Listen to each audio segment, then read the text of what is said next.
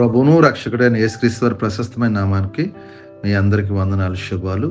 అందరూ బాగున్నారమ్మా? దేవాదేవుడు మరి యొక్క నూతన దినం దయచేసిన దేవాదేవునికి వందనాలు చెల్లించుకుంటూ ఈ దినపు వాగ్దానం ధ్యానించుకుని ప్రార్థన చేసుకుని మన పనులు ప్రారంభించుకుందాం. ఈ దినపు వాగ్దానం, సమస్తము పరీక్షించి మేలైన దాన్ని చేపట్టుడి. మొదటి దశలోనికులు 2:5-21.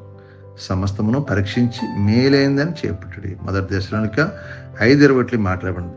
అంటే మనం ఏదైనా ఒక వస్తువు కొన్నప్పుడు ఏంటి, పరీక్ష చేసి మేలైందని చేసుకుంటాం. బయటకు వెళ్ళి మనం మామిడికాయలు తీసుకున్నా, ద్రాక్ష పళ్ళు తీసుకున్నా, ఏది తీసుకున్నా ఏం చేస్తాం, పరీక్షించుకుని మేలైందని చూసుకుంటాం. అలాగే దేవుని విషయంలో కూడా పరీక్షించి, దేవుని చిత్తం అయితే మనం చేయాలి, దేవుని చిత్తం కానీ మనం చేయకూడదు అని మనం కూడా పరీక్షించుకోవాలి. మనంగా పరీక్షించుకోవాలి. అందుకే సమస్తం ప్రతి విషయంలోనూ మనం పరీక్ష చేసుకోవాలి. మనం పరీక్షించుకోమంటున్నాడు.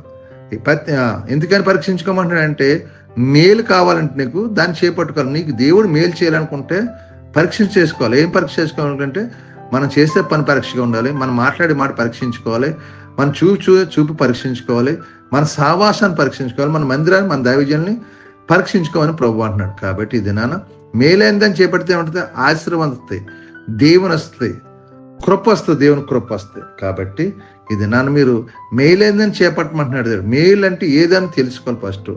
అందుకే మేలైందని ఎన్నుకుంటే నీకు నీ జీవితంలో సమాధానం ఉంటుంది, శాంతి ఉంటుంది, నెమ్మది ఉంటుంది, ఆరోగ్యం ఉంటుంది, ఐశ్వర్యం ఉంటుంది. వెళ్ళే ప్రతి పనిలో దేవుడు జయాన్ని, విజయాన్ని ఇస్తాడు. కాబట్టి నువ్వు ప్రతి పనిలో కూడా మేలైందని చేపట్టమంటున్నాడు. కాబట్టి ప్రభు ప్రతి విషయంలో కూడా, ప్రతి మాటలో కూడా మేలైందని చేపట్టి దేవుని చిత్తం మీద జరిగించుకునేలాగా, దేవుడు మిమ్మల్ని దీవించేలాగా మరి పరీక్ష చేసుకుని దేవుని చిత్తం నెరవేర్చుకుని దేవుని యొక్క పనుల్లో ముందుకెళ్దాం. దేవుని కృప మనకు తోడేలాగా దేవుని ప్రార్థిద్దాం. ఈ వాగ్దానం బట్టి ప్రార్థన చేయండి. పరీక్షించుకుని మరి మేలైన దాని వైపు చేపట్టి దేవునికి దీవెనలు, ఆశీర్వాదాలు మీరు పొందుకునే కృప దేవాదేవుడు దయచేయను గాక. మరి మీ సమయంలో మీ కొరకు ప్రార్థిస్తున్నాను, మీరు కూడా నాతో ఏకీభవించండి. ప్రార్థన. సర్వాధికారమైన యేసు ప్రభువా, పరిశుద్ధ కృపగలవాడ, కనికరపుండా, నీకు వందనాలు, స్తోత్రాలు చెల్లించుకుంటున్నాం. మరి యొక్క నూతన దినం దయచేసిన వందనాలు. ఈ దినం మేము చేస్తున్న మా చేతి పనులు, మమ్మల్ని, మా యజమానులు, తోటి పని వారిని అందరినీ దీవించండి, ఆశ్రయించండి. మీ వెళ్ళే ప్రతి పనులు జయాన్ని, విజయాన్ని దయచండి ప్రభు. దుష్టుడు సాతాను గలిబిలు చేయకుండా సహాయం. మా చేతి పనులు, మా యజమానుల ద్వారా నెల జీతాలు ఇచ్చగలరు. ఇచ్చిన జీతం వ్యర్థం కాపోకుండా మా కష్టార్జితం మేము తినేలాగా మీరు సహాయించండి. మీరు దీవించండి, ఆశ్రయించండి. ఎవరైనా బలహీనమైన బిడ్డలంటే ముట్టండి, స్వస్థపరచండి. హాస్పిటల్ ఐసీలో బిడ్డలు ముట్టండి, స్వస్థపరచండి ప్రభావ. చేతబడి చెల్లంగి మంత్రశీలు బాధపడుతున్న బిడ్డలకు విడుదల దాచండి. మీ కృపతో నింపండి ప్రభావ, నీ వెలుగుతో నింపండి ప్రభావ. నైనా కారించండి. షుగర్, బీపీ, గ్యాస్ నొప్పులు, మోకాలు నొప్పులు, నడుము నొప్పులు, థైరాయిడ్స్తో బాధ విడుదల దాచండి. అప్పులు, బంధకాలను విడిపించండి. తాగుడు వ్యసనాలు దూరపరచండి.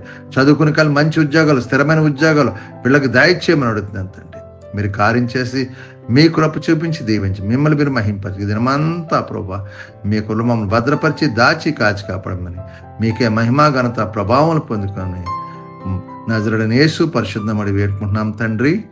ఆమేన్. వందనాలు. దేవుడు మిమ్మల్ని దీవించును గాక. వందనాలు. ఆమేన్. ప్రభు నామంలో ఈ వీడియో వీక్షించిన ప్రతి ఒక్కరికి జీసస్ స్వస్థత ప్రార్థనా మందిరం వారి ప్రత్యేక వందనాలు తెలియజేసుకుంటున్నాము.